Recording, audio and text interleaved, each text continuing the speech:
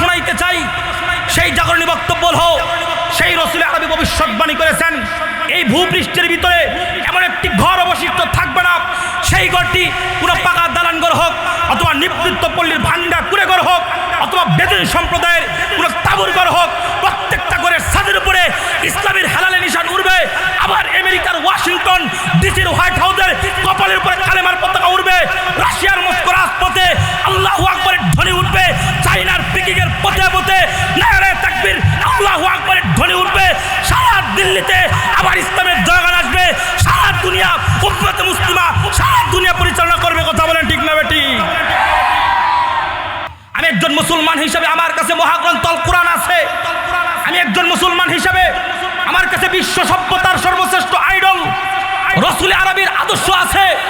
যেই জাতির কাছে বিশ্ব মানবতার মহাগ্রন্থ আল কুরআন আছে, যেই জাতির কাছে বিশ্ব সভ্যতার সর্বশ্রেষ্ঠ আইডল রাসূলুল্লাহর আদর্শ আছে, এই জাতি কুরআন এবং সুন্নাহর আদর্শ বাদ দিয়া অন্য কারো গোলামি করবার প্রশ্ন আসে না। কথা বলেন ঠিক না বেটি?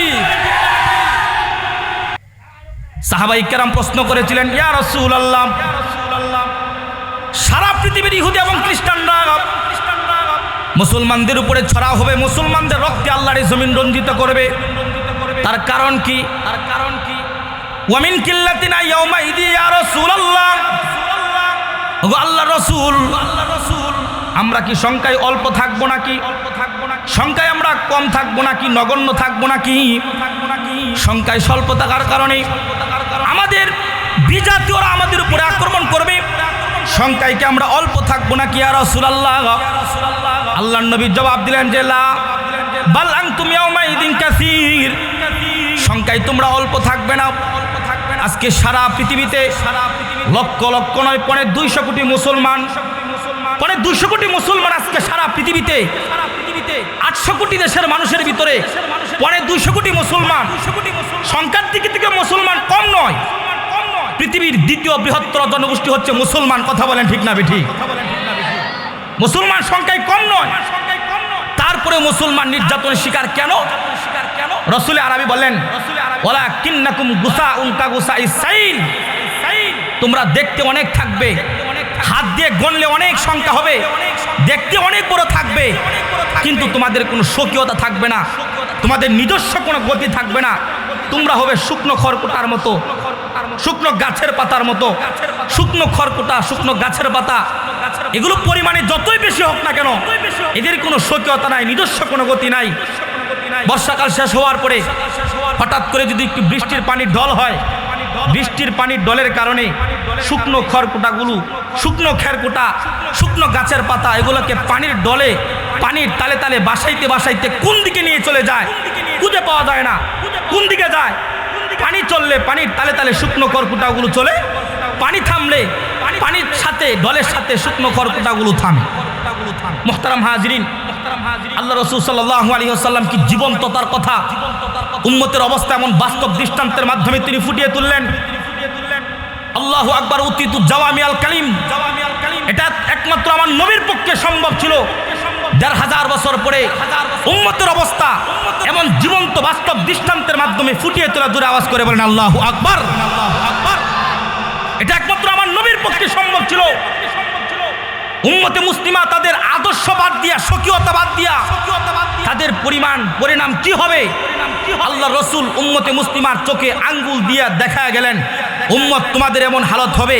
বর্তমান পৃথিবীতে আমরা এসে এটাই দেখতেছি, রসুল আরবির সেই ভবিষ্যৎবাণী আজকে অক্ষরে অক্ষরে প্রতিফলন ঘটতেছে, যার কারণে সারা পৃথিবীতে কোন ইহুদিদের নিরাপত্তা আছে, খ্রিস্টানের নিরাপত্তা আছে, বেঈমান মুশরিকদের নিরাপত্তা আছে, মুসলমানদের নিরাপত্তা নাই। কথা বলেন ঠিক না বেঠি? না, আল্লাহ রসুল ভবিষ্যৎবাণী করেছেন 1450 বছর আগে যে উম্মত তোমাদের উপরে এমন একটা কঠিন সময় আসবে, উম্মত তোমাদের রক্তে আল্লাহর জমিন রঞ্জিত হবে। এরকম ভবিষ্যৎবাণী আল্লাহ রসুল করেছেন এবং এটাও বলেছেন যে কেমন হবে তোমাদের অবস্থা তোমরা জানো। তাদা আলাকুম সাইরুল উমাম, তাদা আলাকুম সাইরুল উমাম কামা তাদা আন আকিলাতু বা'দুহুম বা'দা। কামা তাদা আন আকিলাতু ইলা কসাতিহা। আল্লাহ রাসূল হাদিসের মাধ্যমে বাস্তব দৃষ্টান্তের মাধ্যমে বুঝিয়ে দিলেন যে উম্মত তোমাদের অবস্থা কেমন হবে তোমরা জানো। পৃথিবীর অন্যান্য জাতিরা এক জাতি অপর জাতিকে এমনভাবে ঢাকতে থাকবে, আহ্বান করবে যেমন নাকি একটা প্লেটের মধ্যে পাত্রের মধ্যে খাদ্য পরিবেশন করার পরে একজন আরেকজনকে তাকে আমন্ত্রণ জানায় যে ভাই আসেন, প্লেটের মধ্যে খাদ্য পরিবেশন করা হয়েছে, আমরা সবাই মিলে খেতে বসি। তারপরে সবাই প্লেটের চতুর্দিকে সমূলে একসাথে বসে প্লেটের সবটুকু খাবার খেয়ে নিঃশেষ করে ফেলে। রাসূল আরবি বলেন ঠিক তেমনি ভাবে পৃথিবীর অন্যান্য জাতিরা একে অপরকে ডাকতে থাকবে। এক ইহুদি আরেক ইহুদিকে, এক খ্রিস্টান আরেক খ্রিস্টানকে, এক বৌদ্ধ আরেক বৌদ্ধকে ডাকতে থাকবে যে ভাই আসেন, ভাই আসেন, এখানে কিছু মুসলমান আছে, আমরা সবাই মিলে মুসলমানদেরকে হত্যা করি। জুড়ে বলেন নাউজুবিল্লাহি মিন যালিক। এটা হলো রাসূলুল্লাহর হাদিস, সহিহ সনদের মাধ্যমে বর্ণিত হয়েছে হাদিসগুলা। এই হাদিসের বাস্তব রূপ পৃথিবীর মানচিত্রের দিকে আপনি নজর করে তাকান, দেখবেন আল্লাহ রাসূলের হাদিস অক্ষরে অক্ষরে বর্তমান পৃথিবীতে বাস্তবায়ন হচ্ছে। কথা বলেন ঠিক না বেঠিক? সারা পৃথিবী যেখানেই থাকাবেন সেখানেই শুধুমাত্র মুসলমানদেরকে মারতেছে। ফিলিস্তিনের দিকে তাকান, ইরাকের দিকে তাকান, সেখানে মুসলমানদের রক্ত ঝরছে। এই রক্তের দাগ লেগে আছে কাদের হাতে? জালেমবাদী ইহুদিদের হাতে। সিরিয়া, লিবিয়া, আফগানিস্তান পর্যন্ত গোটা বিস্তৃত অঞ্চল জুড়ে অকাতরে মরছে মুসলমান। মারতেছে কারা? সাম্রাজ্যবাদী খ্রিস্ট শক্তি। চায়নার উইগুর, মায়ানমারের আরাকান, রক্তস্রোত এক জনপদ, জুলুম এবং নির্যাতনের ভয়াল এক বদ্ধভূমি, মৃত্যু উপত্যকা। সেখানে কি পরিমাণ মানুষদেরকে হত্যা করা হচ্ছে পৃথিবীর মানুষকে জানতেও দেওয়া হচ্ছে না। এই হত্যাকাণ্ড ঘটাচ্ছে কারা? সাম্প্রতিক অগ্রবৌদ্ধ গোষ্ঠী। সর্বশেষ আজকে দিল্লি, যেই দিল্লি গড়ে তুলবার পিছনে মুসলমানদের চোখের অশ্রু, গায়ের ঘাম, এমনকি বুকের তাজা রক্ত পর্যন্ত ঢেলে দিতে হয়েছে, সেই দিল্লি আজকে নেচাকার। দিল্লির যুবকের রক্তিয়াল, দিল্লির মাটি আজকে রঞ্জিত হয়ে যাচ্ছে। দিল্লির মুসলমানের ঘর, আল্লাহর ঘর আগুন দিয়ে পুড়িয়ে ভস্মীভূত করে দেওয়া হচ্ছে। দিল্লির মসজিদের মিনার থেকে আজানের মাইক খুলে ফেলে ভেঙ্গে ফেলে সেখানে হনুমানের ঘেরোয়া পতাকা উত্তোলন করে দেওয়া হচ্ছে। এই হত্যাকাণ্ড ঘটাচ্ছে কারা? সাম্প্রদায়িক অগ্র হিন্দু গোষ্ঠী। কথা বলেন ঠিক না বেটি? আজকে কাশ্মীরের দিকে নজর করে তাকায় দেখেন, কাশ্মীরের যুবক গুম হয়ে যাচ্ছে। কাশ্মীরের মা বোনদের চেহারার দিকে তাকাইলে মনে হবে ভয়াত্ম কণ্ঠে আত্মচিৎকার করতেছে। কেন? তাদের ইজ্জতের কোনো নিরাপত্তা নাই। এইভাবে আজকে সারা পৃথিবীতে কোথাও ইহুদি, কোথাও খ্রিস্টান, কোথাও বৌদ্ধ, কোথাও নাসারা, কোথাও হিন্দু, এভাবে আজকে সারা পৃথিবীর অন্যান্য বিধর্মীরা শুধুমাত্র মুসলমানদেরকে নিয়ে মুসলমানদের রক্তে আল্লাহর জমিনকে রঞ্জিত করতেছে। কথা বলে ঠিক না বেঠিক? এই হলো রাসূলুল্লাহর হাদিস। 1450 বছর পরে এসে আমরা যা দেখি, রাসূলুল্লাহর সেই 1450 বছর পূর্বে ভবিষ্যৎবাণী করা আজকে বর্তমান পরিস্থিতি অক্ষরে অক্ষরে সেটার প্রতিফলন ঘটতেছে। কথা বলেন ঠিক না বেটি? মুহতারাম হাজিরিন, এই অবস্থা কেন? সাহাবায়ে কেরাম প্রশ্ন করেছিলেন, ইয়া রাসূলুল্লাহ, সারা পৃথিবীর ইহুদি এবং খ্রিস্টানরা মুসলমানদের উপরে ছড়াও হবে, মুসলমানদের রক্তে আল্লাহর জমিন রঞ্জিত করবে, তার কারণ কি? ওয়ামিন কিল্লাতিনা ইয়াউমা ইদি ইয়া রাসূলুল্লাহ, ওগো আল্লাহর রাসূল, আমরা কি সংখ্যায় অল্প থাকবো নাকি? সংখ্যায় আমরা কম থাকবো নাকি? নগণ্য থাকবো নাকি? সংখ্যায় স্বল্প থাকার কারণে আমাদের বিজাতীয়রা আমাদের উপরে আক্রমণ করবে। সংখ্যায় কি আমরা অল্প থাকবো নাকি ইয়া রাসূলুল্লাহ? আল্লাহর নবী জবাব দিলেন যে লা বাল আনতুম ইয়াউমা ইদিন কাসীর, সংখ্যায় তোমরা অল্প থাকবে না। আজকে সারা পৃথিবীতে লক্ষ লক্ষ নয় 250 কোটি মুসলমান, 250 কোটি মুসলমান আজকে সারা পৃথিবীতে 800 কোটি দেশের মানুষের ভিতরে 250 কোটি মুসলমান। সংখ্যার দিক থেকে মুসলমান কম নয়। পৃথিবীর দ্বিতীয় বৃহত্তর জনগোষ্ঠী হচ্ছে মুসলমান। কথা বলেন ঠিক না বেঠিক? মুসলমান সংখ্যায় কম নয়। তারপরে মুসলমান নির্যাতনের শিকার কেন? রাসূল আরবি বলেন ওয়ালাকিন্নাকুম গুসাউন কাগুসাইস সাইল, তোমরা দেখতে অনেক থাকবে, হাত দিয়ে গণলে অনেক সংখ্যা হবে, দেখতে অনেক বড় থাকবে, কিন্তু তোমাদের কোনো স্বকীয়তা থাকবে না, তোমাদের নিজস্ব কোনো গতি থাকবে না। তোমরা হবে শুকনো খড়কুটার মতো, শুকনো গাছের পাতার মতো। শুকনো খড়কুটা, শুকনো গাছের পাতা, এগুলো পরিমাণে যতই বেশি হোক না কেন, এদের কোনো স্বকীয়তা নাই, নিজস্ব কোনো গতি নাই। বর্ষাকাল শেষ হওয়ার পরে হঠাৎ করে যদি একটু বৃষ্টির পানির ঢল হয়, বৃষ্টির পানির ডলের কারণে শুকনো খড়কুটাগুলো, শুকনো খেরকুটা, শুকনো গাছের পাতা, এগুলোকে পানির ডলে, পানির তালে তালে বাসাইতে বাসাইতে কোন দিকে নিয়ে চলে যায় খুঁজে পাওয়া যায় না। কোন দিকে যায়? পানি চললে পানির তালে তালে শুকনো খড়কুটাগুলো চলে, পানি থামলে পানির সাথে ডলের সাথে শুকনো খড়কুটাগুলো থামে। মুহতারাম হাজরিন, আল্লাহ রাসূল সাল্লাল্লাহু আলাইহি ওয়াসাল্লাম কি জীবন্ততার কথা উম্মতের অবস্থা এমন বাস্তব দৃষ্টান্তের মাধ্যমে তিনি ফুটিয়ে তুললেন। আল্লাহু আকবার, উতিতু জাওয়ামিআল কালিম, এটা একমাত্র আমার নবীর পক্ষে সম্ভব ছিল। ১৫০০ বছর পরে উম্মতের অবস্থা এমন জীবন্ত বাস্তব দৃষ্টান্তের মাধ্যমে ফুটিয়ে তোলা, দূরে আওয়াজ করে বলেন আল্লাহু আকবার। এটা একমাত্র আমার নবীর পক্ষে সম্ভব ছিল। উম্মতে মুসলিমা তাদের আদর্শ বাদ দিয়া, স্বকীয়তা বাদ দিয়া, তাদের পরিণাম কি হবে?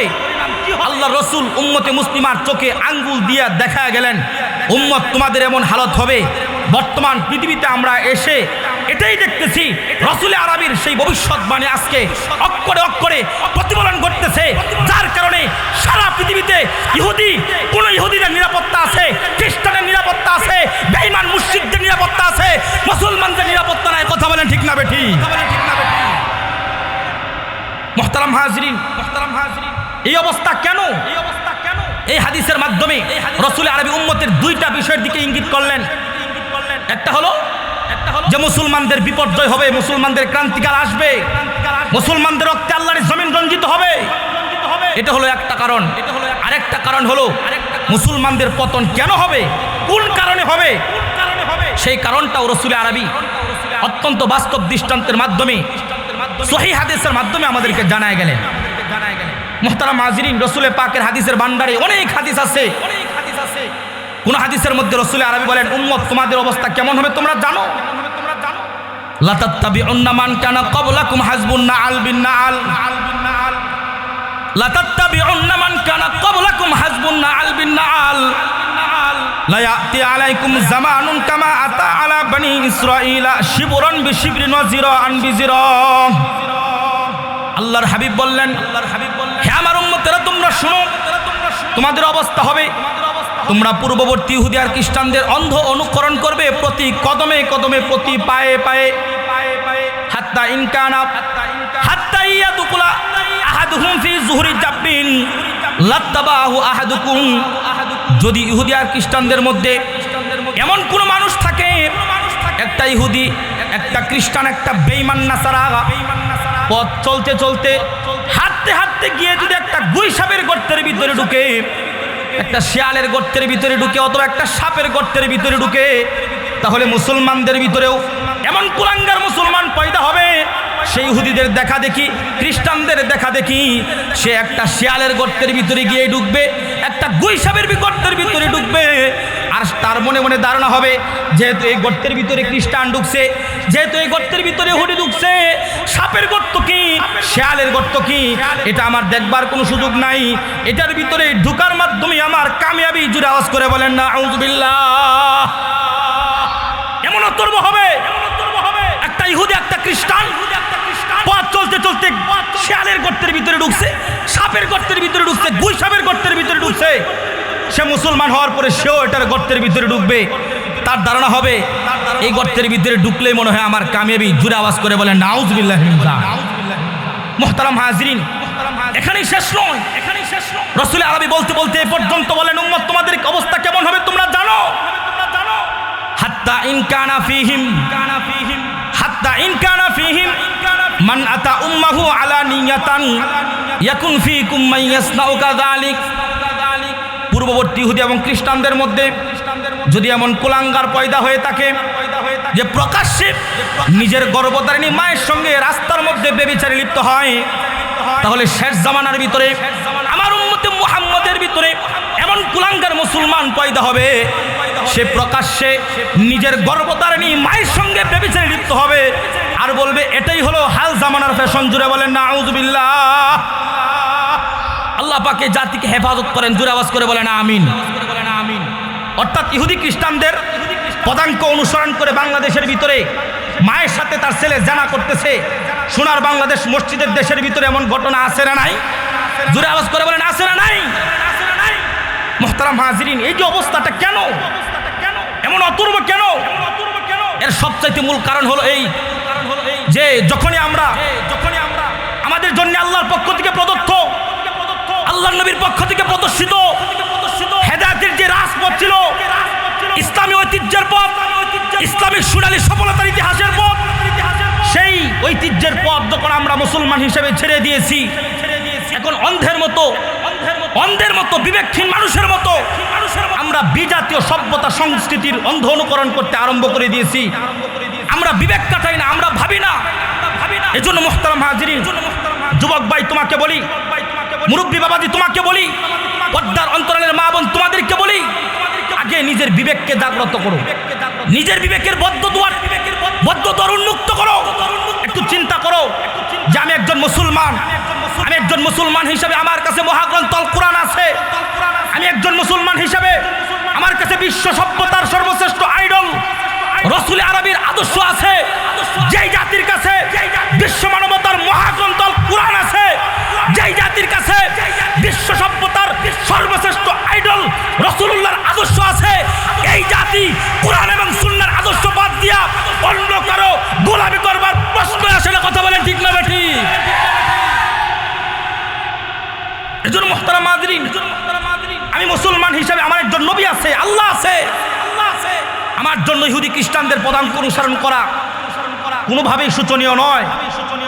এজন্য মুহতারাম হাজির আপনাদেরকে বলি, অনুরোধ করে বলি, সারা পৃথিবীতে আজকে মুসলমান, নামে মুসলমান কিন্তু কাজে কর্মে কথাবার্তায় আচরণে শিষ্টাচারে সভ্যতা ভদ্রতায় কৃষ্টি কালচারে খেলাধুলায় পোশাক পরিচ্ছদে সব কিছুর ভিতরে মুসলমান আজকে ইহুদি খ্রিস্টানদের অনুসরণ করতেছে। কথা বলেন ঠিক না বেঠি?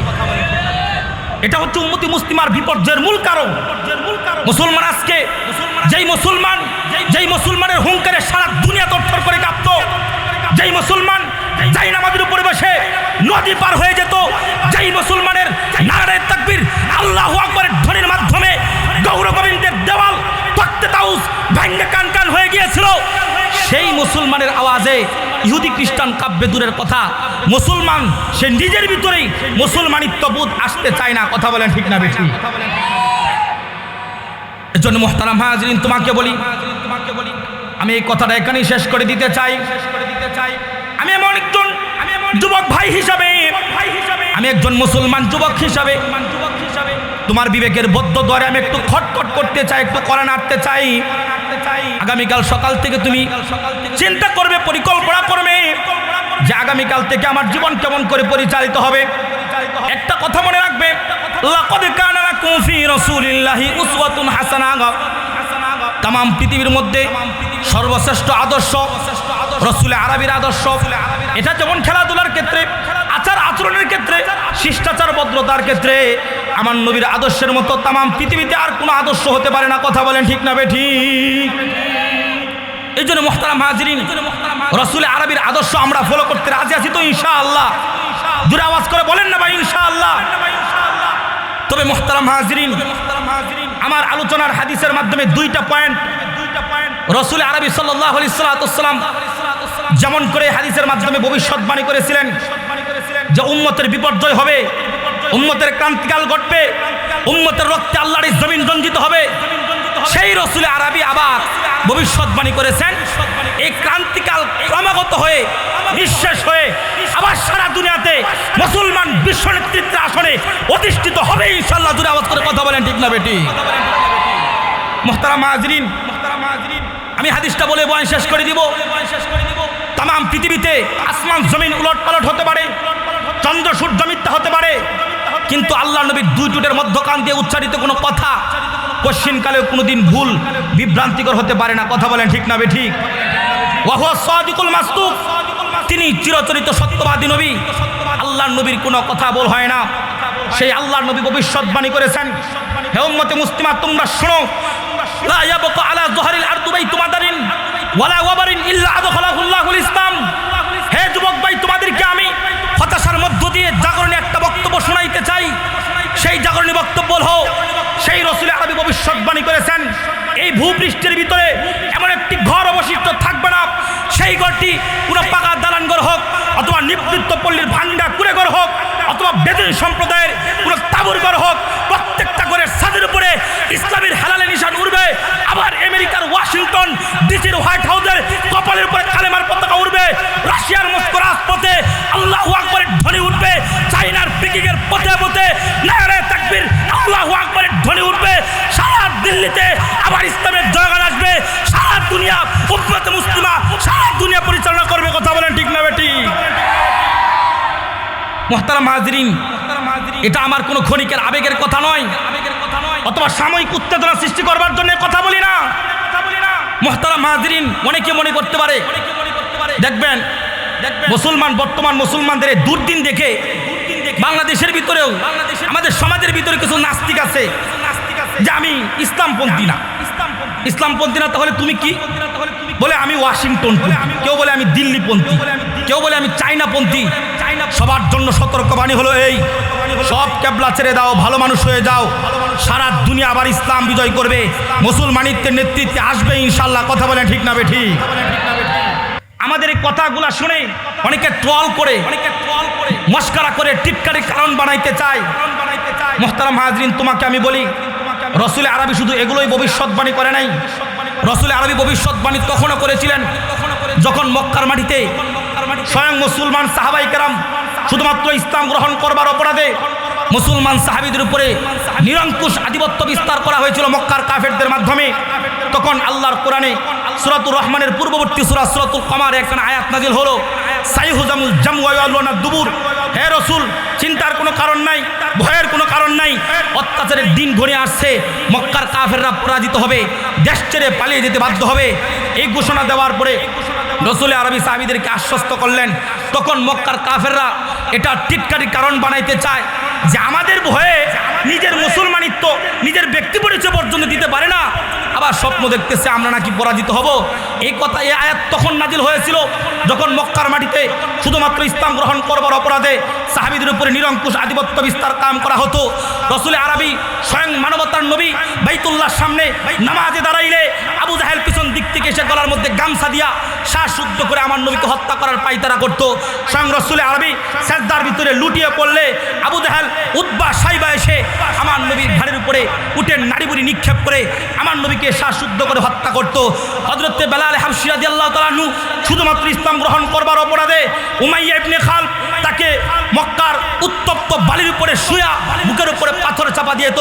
হযরত বেলালের জিহ্বা দিয়ে বের হতো আহাদ আহাদ। শুধুমাত্র কালিমা গ্রহণ করবার অপরাধে হযরত আম্মার ইবনে ইয়াসির রাদিয়াল্লাহু তাআলা আনহুকে দুইটা পা দুইটা গোড়ার সাথে বেঁধে দুইটা গোড়া দুই দিকে হাঁকায় দিয়া মাঝখানে দ্বিগণ্ডিত করে ওনাকে হত্যা করা হয়েছিল। খাব্বাব ইবনুল আরাদ রাদিয়াল্লাহু তাআলা আনহু শুধুমাত্র কালিমা পড়বার অপরাধে হযরত খাব্বাব ইবনুল আরাদকে জ্বলন্ত কয়লার অঙ্গার উপরে শুয়ে দেওয়া হয়েছিল।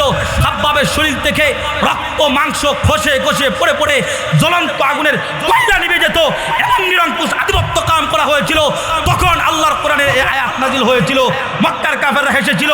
মুহতারাম হাজিরিন, আল্লাহর কোরআনের এই আয়াত নাজিল হওয়ার পরে 5 বছর অতিবাহিত হয় নাই। রাসূল আরবী মক্কা থেকে মদিনা হিজরত করার মাত্র একটা বছর পরে দ্বিতীয় হিজরির রমজান মাসে 17 তারিখে বদরের জিহাদ সংগঠিত হয়েছিল। 1000 সশস্ত্র দুর্ধর্ষ ডাকাত কাফেরদের বিরুদ্ধে মাত্র 313 জন নিরন্ড নিরস্ত্র অসহায় সাহাবায়ে কেরামের বদরের জিহাদ সংগঠিত হয়েছিল। সেই জিহাদে আবু জাহেল, উতবা, সাইবা সহ সমস্ত মক্কার কাফেররা পরাজিত হয়েছিল। সেদিন প্রমাণ হয়েছিল আল্লাহর কোরআন যা বলে একটা কথাও কোনোদিন ভুল হতে পারে না। কথা বলেন ঠিক না বেটি?